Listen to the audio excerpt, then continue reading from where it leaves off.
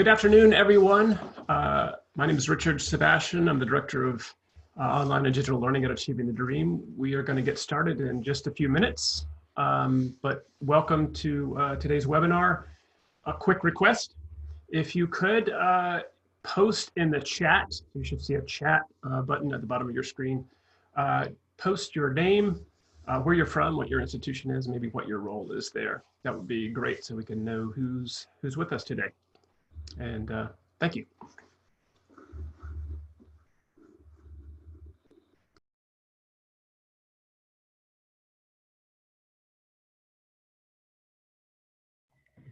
And if you can, when you do name yourself, to click on the all panelists and attendees.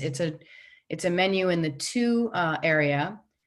To be sure to click on all panelists and attendees so everyone can see who's here. Thank you.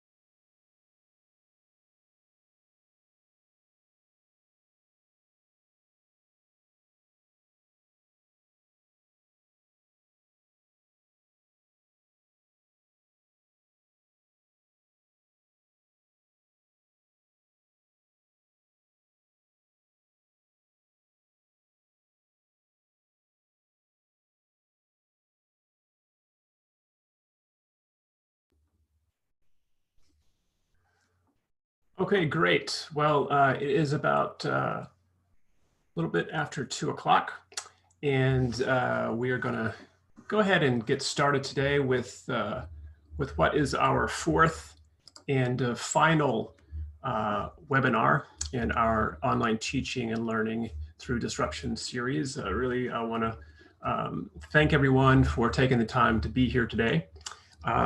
Again, my name is Richard Sebastian. I am the Director of Online and Digital Learning at Achieving the Dream, and I'm here with the teaching and learning team from Achieving the Dream today to talk about, well, really to have you talk about, hopefully, sharing your stories of accomplishment, resilience, and student success during what has been a pretty unprecedented shift to remote learning. So before we get started, I wanted to mention a few things about our kind of Zoom interface today.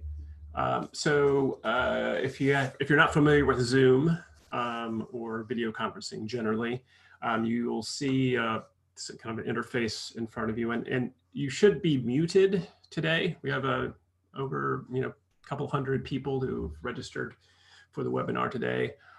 So you're going to be muted and you're not going to have access to your video. We will later in this session be asking you to turn on your audio if you have a comment or you want to share something. But for most of the first part of the session today, you'll be muted. If you do want to, again, introduce yourself in the chat, put your name, title, your institution, that would be great. If you have a question that comes up today during this session, you can enter that in the chat. And you should also see a raised hand button there. We'll be asking you to use that later when we're going to ask if anyone has anything to share, some successes to share for the past month or so. So that's the kind of interface for today. I also want to make sure that everyone knows that we will be and are recording today's webinar.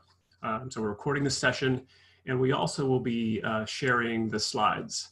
You will get a email after the webinar in a few days with the links to the slides and to the webinar recording.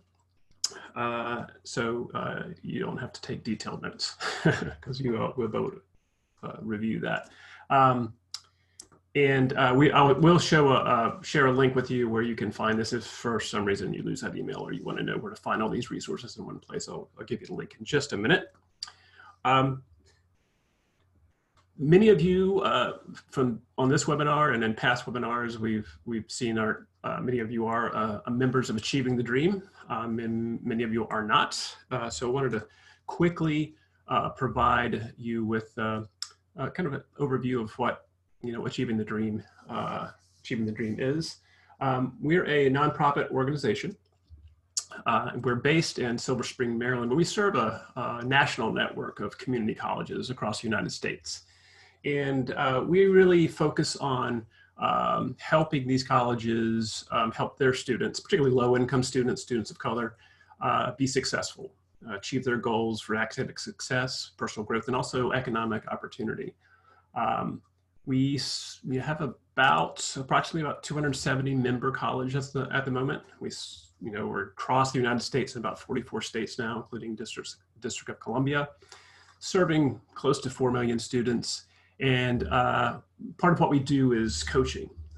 So we have some great coaches who work with these colleges. We have over 60 of them now who work with the colleges on helping them kind of achieve their goals and help their students. And we really focus kind of on 3 areas at ATD: is coaching, as I mentioned, kind of working with these colleges to kind of meet their student success goals. We have a kind of a innovation R&D area of work where we, through kind of grant funding and foundation funding, kind of explore interventions that kind of help inform our colleges and help our colleges be more successful. We also have some great events that connect our colleges together, help them share with each other. Our premier event is DREAM, which is usually held in February and attracts over 2,000 of network members who come each year. And we really focus on helping colleges kind of build a student-focused culture at their institutions through a number of capacities. We have this capacity wheel, which you can see on the slide, that colleges can focus on and make sure they have the strengths in each of these areas in order to create this culture. So again, if you haven't heard of us, please go to our website, check us out, and you can learn more about Achieving the Dream there. I want to now introduce Dr. Karen Stout. I'm assuming that she is here. I am, Richard. And can you hear me? Let me make sure you can hear me. Yep, thanks, welcome. Great, thank you. And I apologize, I came on about two minutes after the webinar started. I want to thank everyone for joining us. I know some of you, as I saw the chat and you were introducing yourselves, some of you have been through the whole series with us in these last 4 weeks, as I have been. And I want to say, and I said this to John earlier today in a meeting, I will miss this, the rhythm of this check-in and this opportunity to be part of a very important community. A couple of reflections that I'd like to make today. I am in the reflection stage of what I think is a grief process that we're probably all going through. And I think about the gift that COVID has given us as a higher ed community to approach our work with a beginner's mindset, a mindset that is a mindset that brings us some discomfort, but also I think has built this wonderful community. There are some things I hope that we continue as a result of our conversations together over the last 4 weeks. First, I hope that we find ways to keep this community support network together. And ATD is talking about how we will do that. But I also hope that on your own campuses, you're thinking about that and finding new ways to build faculty connections.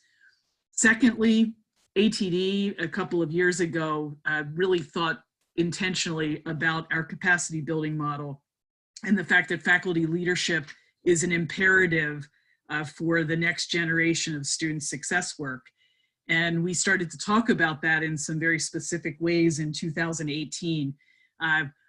I'm seeing that point of view is really an imperative now in this time of COVID and in the post-COVID time that's ahead of us. And you've stepped up and shown the importance of faculty leadership and because you are indeed on the front lines with our students. The third thing that I'm reflecting on is how breaking down the walls of the traditional classroom by moving so quickly to this remote online learning experience has exposed new vulnerabilities of faculty, but also of students, and has deepened the equity gaps and vulnerabilities that we already know about, but that go unseen and now are very visible.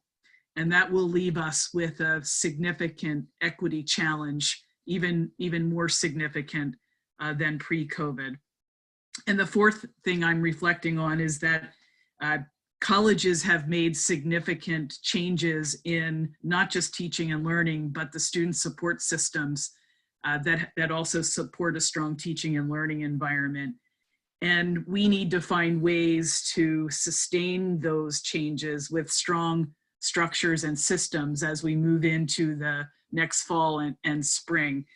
Things like placement testing that now many colleges have abandoned, but how do we help colleges build the systems and structures in the wake of that ensure that students have equitable access and equitable opportunities for success in a post-COVID environment and with supports.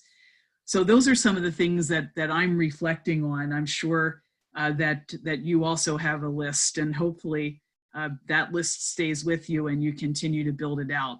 We are in a deep learning experience now, and I'm looking forward to moving from this stage of reflection into one of deeper understanding and acceptance as we move through this together. So thank you for being part of my community over the past 4 weeks. This has been a welcome opportunity to connect with the field. Thank you. Great. Thank you, Karen. And again, I want to share your welcome with everyone. If you haven't been with us over the past several weeks, we really developed this series, as a somewhat of a substitute for what we had planned to be our second Teaching and Learning Summit, which was going to begin next week. And we thought, well, what can we do instead, since we can't come together in a face-to-face event? And one of the things that we came up with is try to respond on the ground to the needs of the field as faculty and staff at community colleges were really kind of making this unprecedented shift to remote learning. And so the really focus of these series has been really on really applied knowledge, things that you can do right now, strategies, tools that you might need to adjust to the kind of disruption that's happening on your campus, to connect you with resources, peers, communities of practice, and to really hear from you, particularly about what your needs are at the moment. So we based this series on kind of feedback from the field and what we're hearing on the ground from faculty and staff. If you haven't been to all 4 of these webinars, you can visit our COVID-19 response resources. The URL is on this page, and we'll post it in the chat as well. This is where you'll find the slides and the recordings of our webinars, as well as a lot of other great resources. And the site is growing every day as we add new resources, as we hear about great resources from people like on this call today. So it's a kind of a living resource that you can continue to use as you need over the coming weeks and months. And we'll share this again later if you didn't quite get it, but it's also shared in the chat if you need to. I want to quickly mention and introduce our full teaching and learning team at Achieving the Dream. Everyone on this team, Susan Adams, John Uzzini, Francesca Carpenter, Rwanda Garth McCullough, and Shauna Taylor are all involved in supporting the series and pulling it together. And most of us are either upfront helping lead these webinars or kind of supporting in different ways. But we have a great team. Feel privileged to be part of this team, and we're all really committed to really trying to figure out how to help you and be supportive of you during this time. And so these kind of webinar series, credit goes to this great team at ATD that's helped pull this together.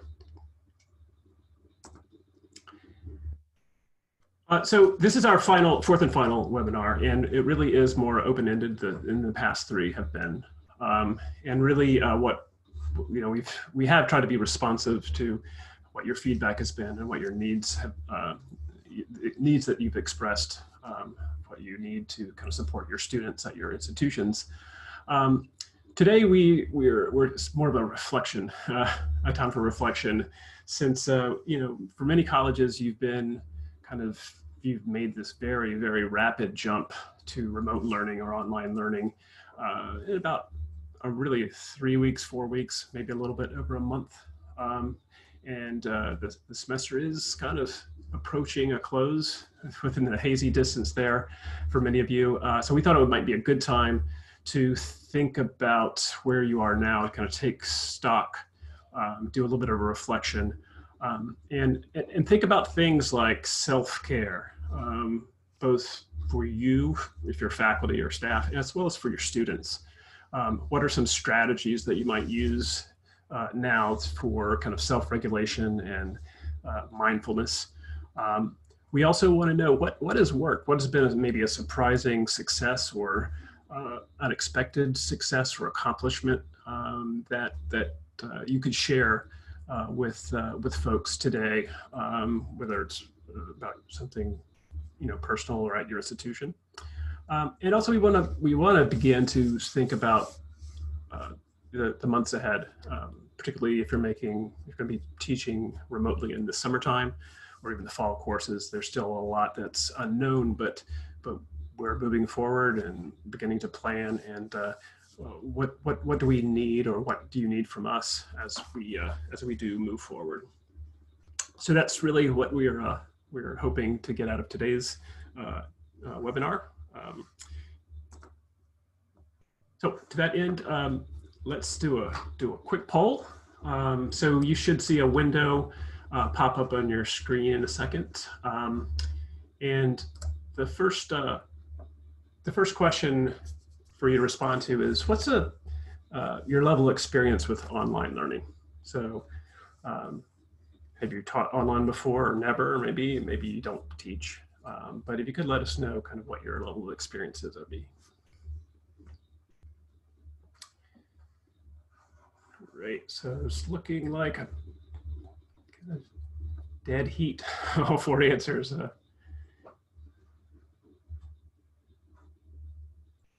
Great. So it looks like, yeah, you guys are pretty evenly split between pretty experienced to not having experience teaching before and everything in between. So that's actually good to know.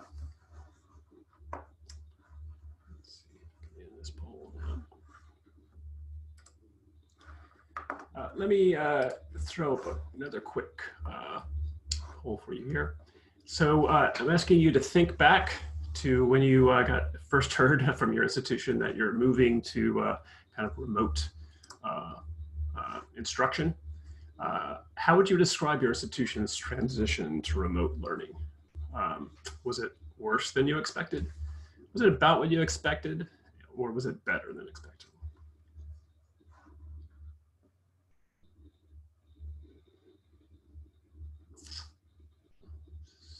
So pretty heartening so far. Looks like most of you was about what you expected, or it was better than expected. Only a very small percentage was worse, so that's actually quite encouraging.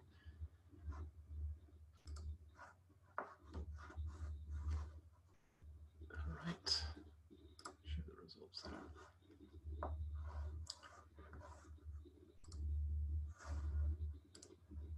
Let's do one more quick poll while we're here. And that's really thinking about your current situation. How would you rate your current ability to provide quality remote instruction? So this is after maybe a crash course for many of you in remote instruction, but how do you feel?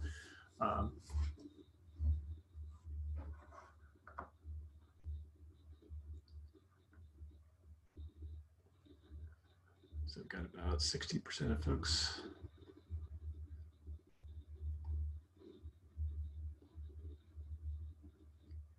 All right, so thanks everyone. So if you can look, you can see that people are kind of right in the middle. Most of you shows that you're kind of average ability to provide remote instruction. So many of you don't teach at all, but great. So thank you for participating in those. Gives us a little bit of an idea of who's on the call and kind of where you are as far as your experience with this kind of shift to online learning. I'm going to turn it over to Susan Adams. She's the instructional designer at Achieving the Dream, and she's going to talk a little bit about self-care. Thanks so much, Richard. It's great to see those results with so evenly across the board with experienced, not experienced, and very experienced instructors for online. It really speaks to the power of a network, and it says to me that we have a lot that we can teach each other, and bringing in the experts to share expertise with those that are still learning. And that's what I love so much about ATD. So thanks for including that in the poll today. So now we're going to talk a little bit about self-care. We're going to walk through ways to create a personalized self-care practice that works for you, along with some daily strategies for self-regulation and calm. We want to start off with thinking about what is self-care. Self-care is an activity that we do deliberately in order to take care of our mental, emotional, and physical health. And although it's simple concept and theory, it's something we very often overlook. So if you're not used to doing self-care, it may be temporary feel like a burden until it becomes something that's habitual. And so we encourage you to start small. After you practice one self-care strategy that fits for you, take a moment to savor that and see how it feels so that you can remember that feeling, and that can really help for it to become habitual for you.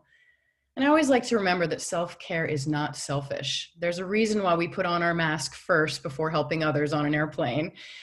Self-care sustains us so we can serve others. As social beings, we thrive with social contact. It is basic to our emotional physiological regulation. Research has shown over the years that being in community is a biological imperative. So with social isolation and a loss of routine, it is especially important to be intentional about daily strategies for regulation and calm. So here are 3 broad areas that are important to keep in mind every day: emotional physiological regulation, self-empathy for fear and anxiety, and also meaningful engagement. Emotional physiological regulation is in this area, you want to start every day with a routine and engage in some form of movement or exercise, even a simple 15-minute walk through the neighborhood, dancing, or a half hour of stretching or playing wrestle with your kids. Exercise is one of the most effective ways to help your system stay regulated. Remembering to go outside, watch the birds, look up at the sky, really noticing what shapes and colors and how's the light, noticing how the light plays on the trees or on buildings even. And stop in areas that you may not have stopped before. Again, that noticing really helps with that physiological regulation. Fear and anxiety are natural responses to a legitimate threat to well-being. And as you meet these feelings in yourself, the purpose is not to try to get rid of them, but rather to meet them with compassion and to keep yourself from feeding them with escalating thoughts, stories, and media. Of course, to respond to fear and anxiety, you need to be able to notice it first. So setting your intention every day to notice these feelings when they do arise, taking time to write them down or share with someone all the signs and symptoms that fear and anxiety are present. And then the idea is to set your intention to meet them with a gentle and kind embrace. Something like, Oh, here's that fear. That's okay. Here it is again. This is normal response, and I don't want to feed it with my thoughts and behavior. And then take a pause and ask yourself, what would I like to do to contribute to regulating and grounding for myself right now? And the last element is meaningful engagement. There is much research to support the notion that meaningful engagement while facing a challenge helps with resilience and prevents trauma. Generosity is an antidote for fear regarding scarcity, as well as a contribution to the community. Actively engaging safely and helping others is inherent in being a new online educator. This work of service is naturally contributing to your well-being by contributing to your daily regulation of meaningful engagement. I continue to applaud all of you in this unprecedented endeavor. We're going to move on to Fran now, who's going to give you some strategies, additional strategies. Hello. So Susan mentioned a few slides back the notion that self-care is not selfish. It is also not expensive and doesn't have to have a price tag at all.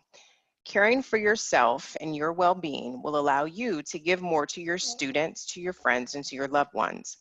Building a self-care plan is simple and should be personalized to you and what you enjoy. So we're going to go over a few sort of techniques and strategies that you can pull from. There are a number of ways that you can practice self-care. Staying connected with colleagues and loved ones. You can schedule time to video chat and/or phone them. You can check in with others consistently and ask them how they're doing. You can write them a good old-fashioned note or letter and send it through the mail. You can reach out to your department chairs and your trusted colleagues for advice and guidance if you feel stuck or you feel like you're on the verge of a burnout. You can begin to practice good sleep habits if you have not already. We would suggest putting down the devices. You reduce screen time and even try to stretch at night if possible. You can explore meditation and/or some yoga practices. You can be mindful of the moment and your surroundings, to Susan's point. Step outside if you can. If not, just open a window. Breathe deeply. You can practice journaling because the act of writing helps release stress that we carry in our minds. You can also focus on gratitude for this moment. The fact that you are still working, you are still connecting with loved ones through technology. Your students are still present and showing up. You can stay active. So you can introduce or maintain an at-home workout. There are a lot of free at-home workout resources available now. We really recommend that you strengthen your immune system.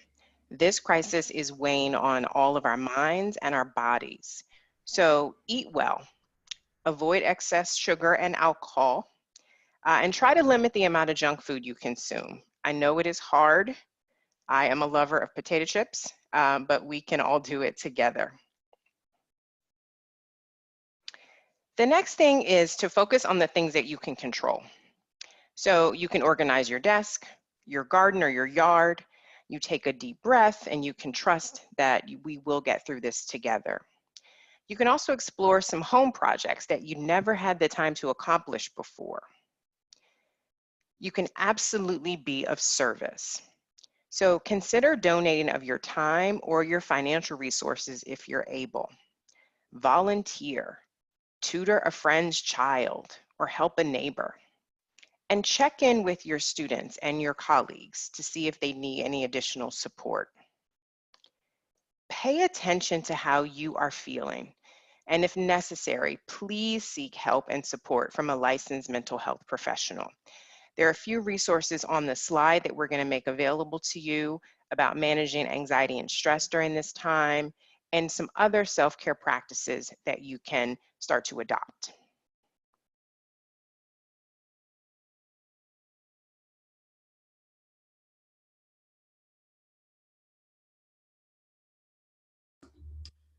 And now Susan's going to talk a little bit about if you're a parent like me or you're a caregiver, some resources for those of you who have kids. Yeah. So many of you are managing home life and work life in profoundly new ways. So we found this great set of activities categorized with themes to meet a variety of moments you may face at home with your kids, including my personal favorite, getting your yayas out. This also provides you ways to structure your days for learning and creating fun. So that link will be available as we send out the slide deck to you. And I'd love, or both Fran and I, all of us would love to hear your sharing in the chat your strategies for self-care. So we'll just take a few moments and go ahead and type what works best for you that you're willing to share with others, and even links to assets and different things that help you when you consider self-care or what you've built today. Oh, someone's mentioning vitamin D, which I think is a good one. Many of us are deficient in vitamin D, especially myself here in Portland, Oregon.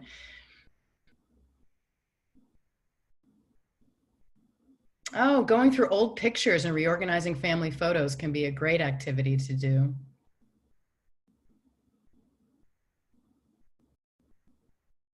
Teaching the kids to cook once a week. That's great. Zoom meditations once a week, or 3 times a week, it looks like. Working in the yard. Binge watching favorite shows. Oh, someone's got a puppy. A lot of folks are getting pets, I'm hearing. That's a great co-regulation strategy with an animal.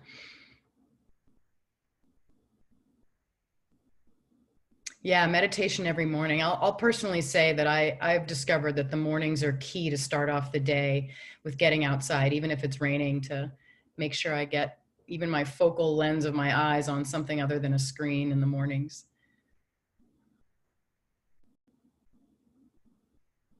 Returning to play the sax, Ishmael, thank you. That's great.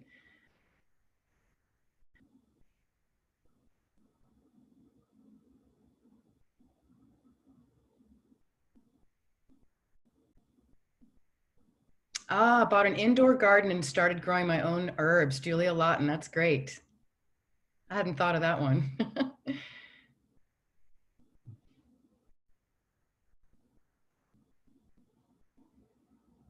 Theme days. This is great from Jody Zavernik, if I'm pronouncing it right. We've had theme days for what to wear that is not pajamas at home, kind of like Spirit Week at school. Jersey Day, red, white, and blue, Hawaiian Day helps us keep days separate. Oh, that's a great idea. Hadn't thought of that one. Well, wonderful. Keep them coming as we move on to the webinar. We just wanted to get a chance to hear from you with that quick chat activity. Richard, I think or John, I think we're passing it on to you. Okay, thanks, Susan. Thanks, Fran. For this next segment of the session, as we've been talking about over the past few weeks, we want to continue to be in conversation with all of you. We've been so excited to share information from our own experiences and that we've been able to gather from partner organizations, but we also really want to leverage the power of this network and hear about what's going on at your colleges.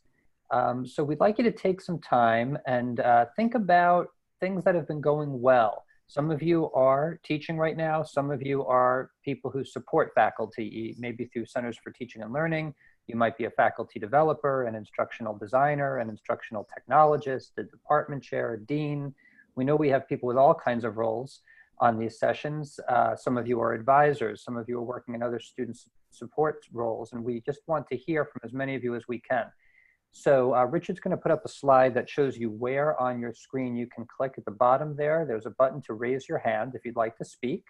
And it doesn't have to be for long, but anything you'd like to share, a story of a successful experience with a student, maybe what you're feeling good about and how you have transitioned your teaching online or how you have supported a colleague in doing that, we would love to hear. We've got our colleague, Julia Filioff from Broward College in Florida, and I think she's ready to share something from her recent experience. Hi, Julia. Hi, John. Good afternoon, everyone. Julia from sunny Fort Lauderdale. It's been very warm down here. Thank you for this opportunity to share what we've been doing at Broward College for the past month. I'm really proud of our team. Many things that Karen and Susan and Fran have talked about, Broward has manifested over the last month. So it really started for us over spring break in the beginning of March, where we started to think about if we had to move to a remote learning environment, what would that look like? We had about 3,800 sections of courses that were being offered in the spring term. And we started with a readiness assessment on what is the likelihood that we could move to a remote environment for those that weren't already being offered fully online.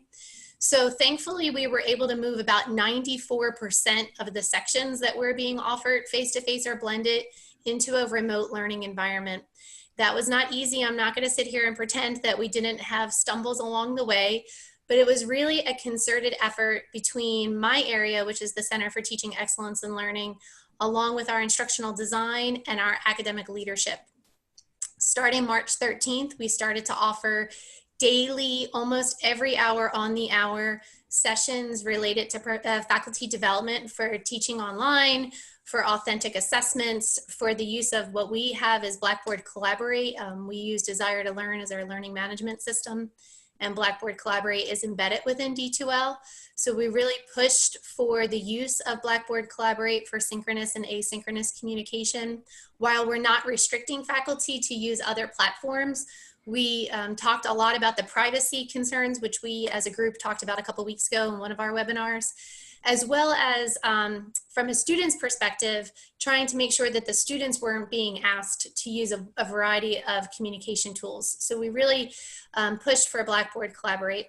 So over the last month, we have offered an astounding 120 faculty development sessions and trainings, and over 1,200 faculty, that's duplicated headcount, over 1,200 faculty have participated in those trainings.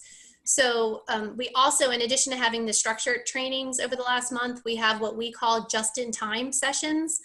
And those are literally just drop-in sessions where a faculty could come in and ask an instructional designer or a faculty development coordinator a question about either Blackboard Collaborate or D2L or creating authentic assessments, creating rubrics, whatever it might be.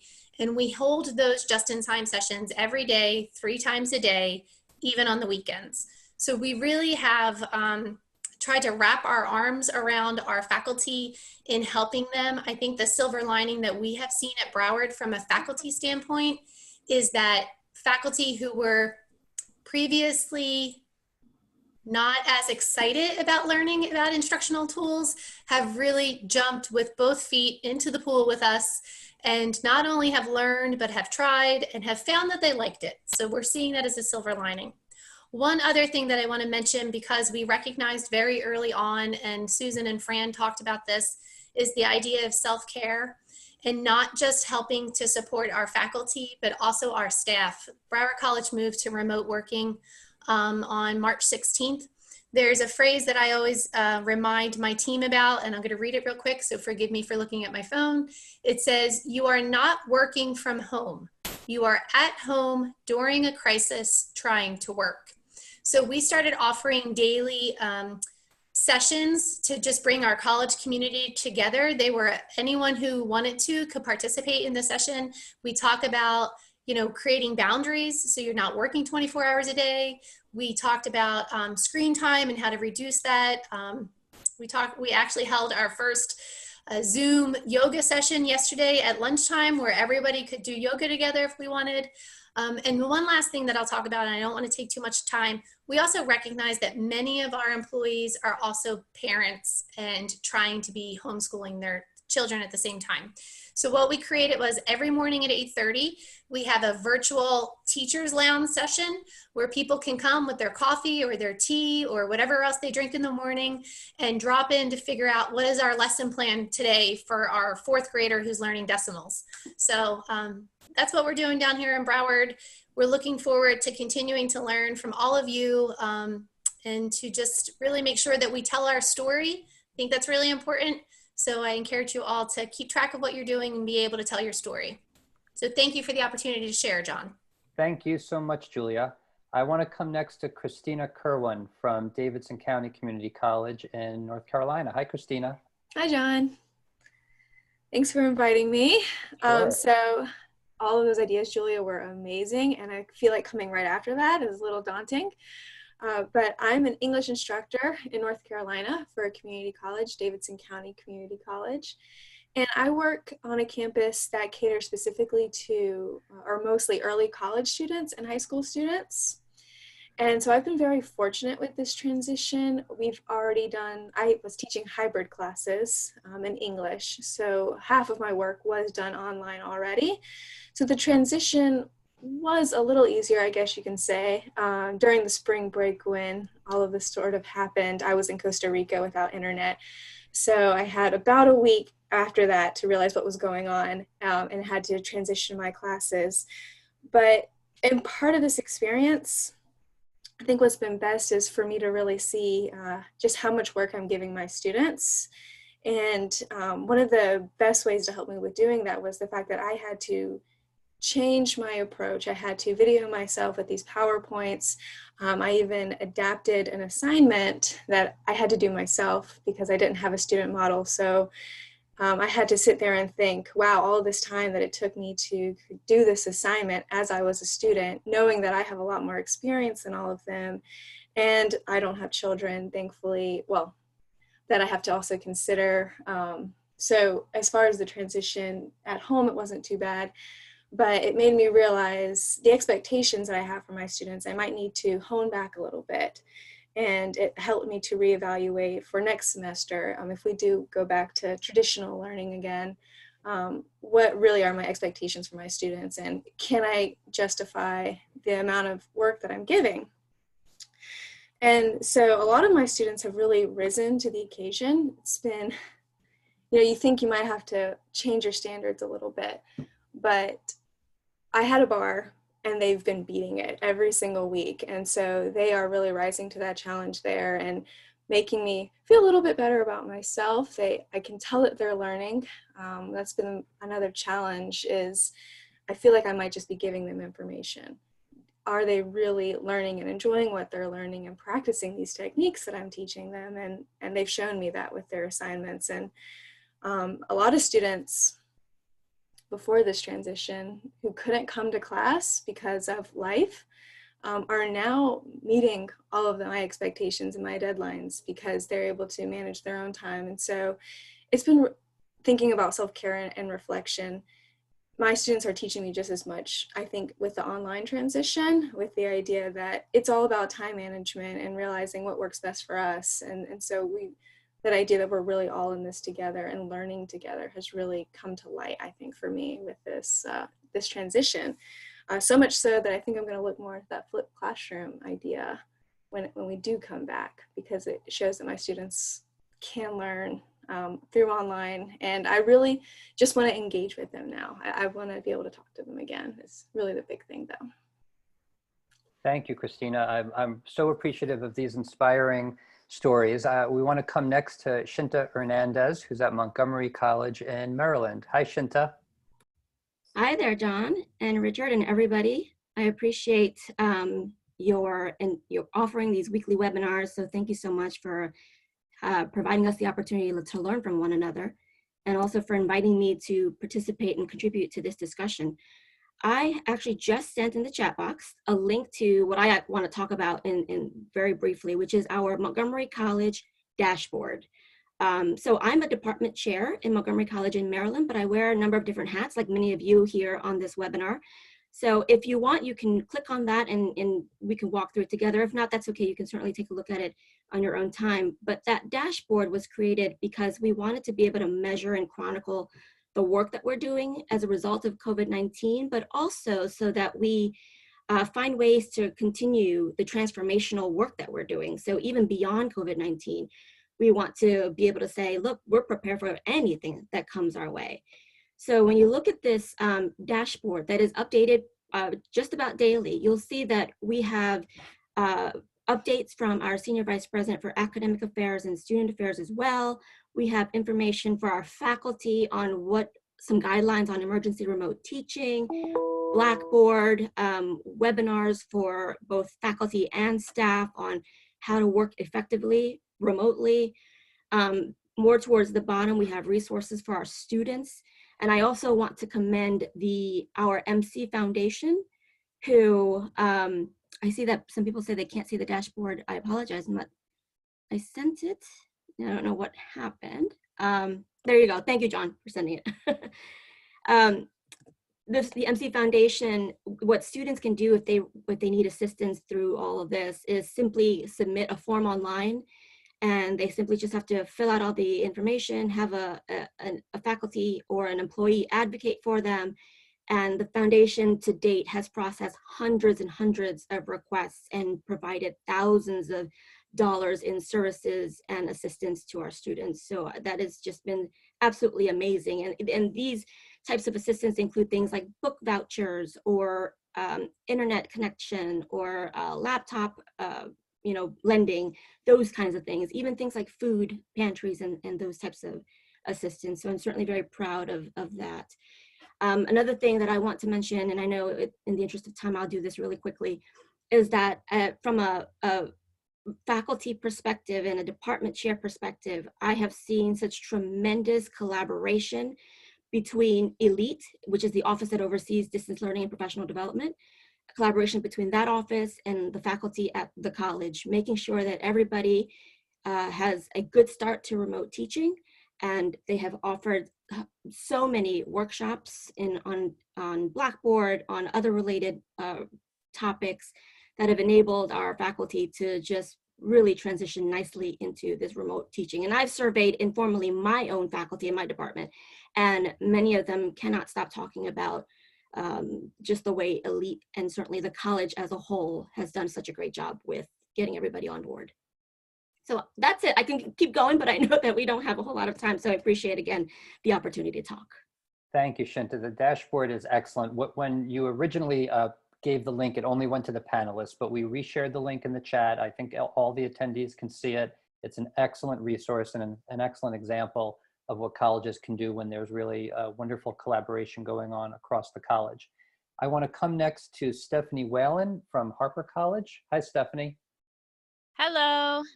Good to see everybody. I will give a couple of different types of stories. One of the things John was interested in hearing about were success stories for what's going on in our online teaching and with students and faculty. And a couple of things I think are really interesting is we have a faculty member who was really disappointed when campus was shutting down because she was supposed to take students on a study abroad trip to Cuba. And I had just seen her on our last day of campus. And she said that she ended up being very successful because she was able to have her students do things like prepare cuisine from Cuba and then talk about it and make videos about it. So that's one of the things that we've highlighted as a geography faculty member was really creative and still getting her students to be very excited and engaged, even though their study abroad trip was canceled.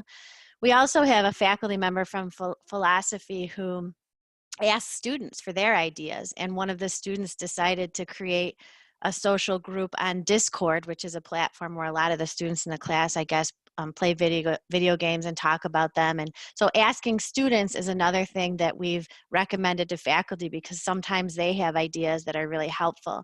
And another exciting development in math and science, some faculty are asking students to record themselves doing the steps in the process for something like a math problem. And I think back to struggles with math, and I think that would have been really helpful to have to sort of not just do a problem, but articulate steps in the process. And as far as our Faculty Development Center goes, I'm with the Academy for Teaching Excellence at Harper College.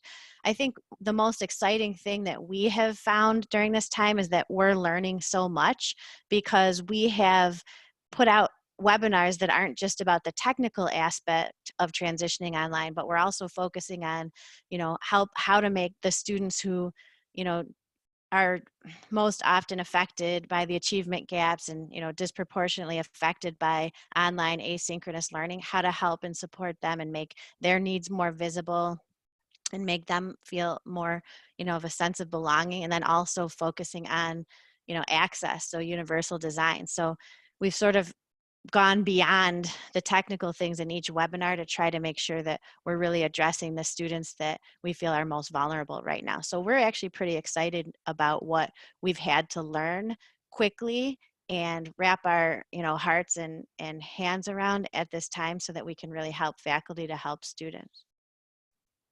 Thank you, Stephanie. I think we have time for two more. I'm going to come next to Chantel Strickland Davis from Central Piedmont Community College in North Carolina. Hi, Chantel. Thanks so much for letting me chime in here. All of the folks have been doing some great things, and so I'll just add a few other things. I am the executive director for our new Center for Teaching and Learning Excellence, and so we wrap our hands around faculty and support them through the holistic, support for faculty development and growth. And so when this all came down so fast, we really found out quickly that many of our faculty have not been as familiar with teaching online. We have a good bit of our faculty who have been doing it for many, many, many years. And then we have a large bit of our faculty who have done nothing. So we took the approach of starting with the faculty experience in mind. So we had like a beginner, no experience, a like emerging with some experience, and then an advanced set of faculty with lots of experience. And we took those experience levels and created a support plan that really met the needs of each of those faculty members, including webinars, live online support.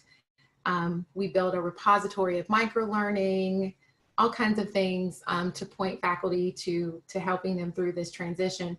But I would say that from our team's perspective and looking at the institution and our successes and what I'd like to share today, a big thing is that online learning really came to the surface, and we in the center, the folks, instructional designers, instructional technologists, et cetera, faculty developers, really feel,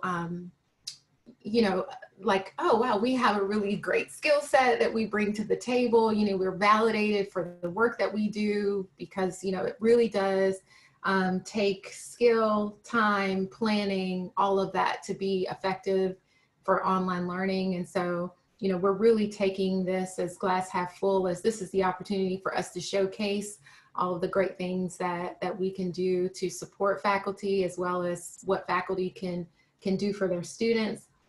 And on the flip side, we're okay now to differentiate between remote teaching and online teaching. And so it's one thing to just, be able to get faculty up to speed enough to say that they are teaching remotely and they're using the LMS and using these tools to get the content across and to affect learning.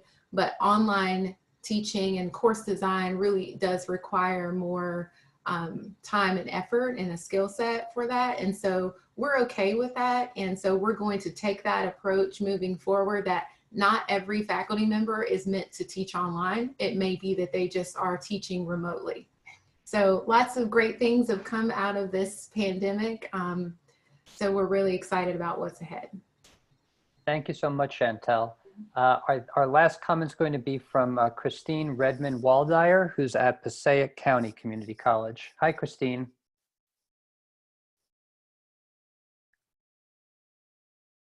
I think she might be muted. Got it. I'm sorry. No problem. Hi. Hi.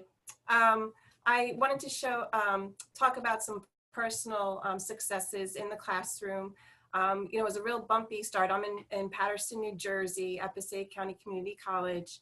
And I found almost all of my students really had a hard time transitioning to the concept of the discussion board for online learning. We use Blackboard quite a bit, but to submit assignments, but that whole concept of contributing to the classroom through the discussion board was a hurdle. So I spent a lot of time doing Zoom meetings.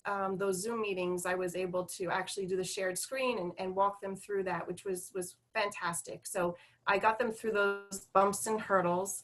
But what I thought was a little fun thing that wound up happening after we kind of got settled with everything was I was I was able to bring some experts to the classroom that I would have never been able or had a hard time being able to do before. I'm part of the honors program and I teach honors courses, and we always wanted to bring in authors to the classroom, and that obviously posed a problem. We had to cancel some things, but then I found that there were people willing to come and join us on Zoom. So for example, for my honors class, I teach a literary course, and we were talking about eco-criticism theory and how, you know, authors interact with their environment. So I was able to bring in David Cruz. He's a wilderness advocate, an author and poet. So he came in and spoke with the class and answered questions. And it just really kind of revved up those students' energy. And then for a journalism class, I brought in Dara Brown. She's an MSNBC anchor, and you know, the whole talk was about news and media and how, you know, Fox News or CNN or MSNBC, you know, talk about the virus, and you know, it was a wonderful opportunity for the students to speak with the news reporter one-on-one. So I think that out of, you know, all the struggles, you know, there's little gems, and that those little gems that came through just really helped the students. I see more energy in the classroom. You know, their discussion boards are more vibrant now, and those are some of the things I just thought I'd put out there for maybe other people to explore. Thank you so much, Christine. I'm going to pass it back now to Richard. We really appreciate all the contributions to the conversation today and in the chat. There's so much really tremendous work going on across the network, and we're grateful for the engagement we have from all of you. Richard? Great. Yeah. So we had some other slides that you'll be able to see if you download the deck when we share it. That has some great resources, but just in the we don't have time to go over many of them today.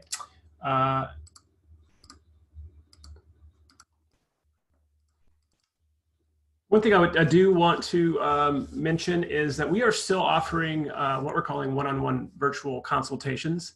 This is for ATD member colleges. If you're a network college, you can use the links that are on this slide. We'll also post them in the chat. That you can sign up for about 30-45 minutes of one-on-one consultation with any kind of questions that you have about instructional design, remote learning, also around our holistic student support consultations. Our HSS team is also offering consultation, so be sure to take advantage of that if you need some kind of more, maybe some more detailed or one-on-one time on some particular questions around teaching and learning or holistic student supports that you have. We'd love to hear from you. We do have an upcoming event that we want to make everyone aware of. We're calling it a live virtual town hall, and really the theme of it is around supporting students virtually during the COVID-19 crisis. It's on the 20th.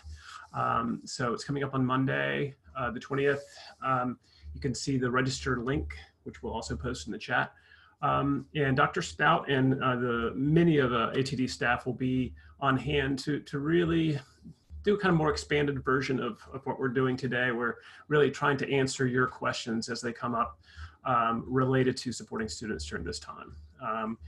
So we're inviting all of you to attend, and we'll be talking about topics related to distance learning, instructional design, virtual student supports, leadership and strategy, communication, or any really questions that you might have that come up during the session. So really, we invite you to please join us for that if you can. And that is it for us today. We do have a link here to a survey. If you want to take a few seconds, it's pretty short, and just give some feedback on how useful you found today's webinar or past webinars. And if there's anything that today is the final webinar that we have scheduled, but it certainly doesn't mean the end to them. We want to hear from you about what you need and what kind of other kind of offerings or services that might come in handy for you at this time. We'd love to hear about those, so you can use the survey for that. If you have any other questions, you can contact us at teachingandlearning@achievingthedream.org. And before we wrap up, I want to thank everyone on the teaching and learning team that have been really just stellar in putting these, really at short notice, putting these webinars together for the past 4 weeks. I, for one, have really appreciated everyone's commitment to these, and just kind of want to do a shout out to the team on some great work. And I also want to thank all of you for coming. Again, we're glad you joined us. Let us know what you think, and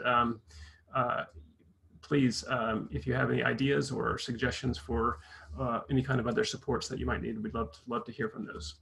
You'll find the webinar recordings and slides on the COVID-19 response page. You also get a follow-up email from us with those links as well, so you can have those and share them with anyone who couldn't be here today. And with that, I'd like to wrap up today's final webinar, and I hope you guys have a great rest of your week. Take care.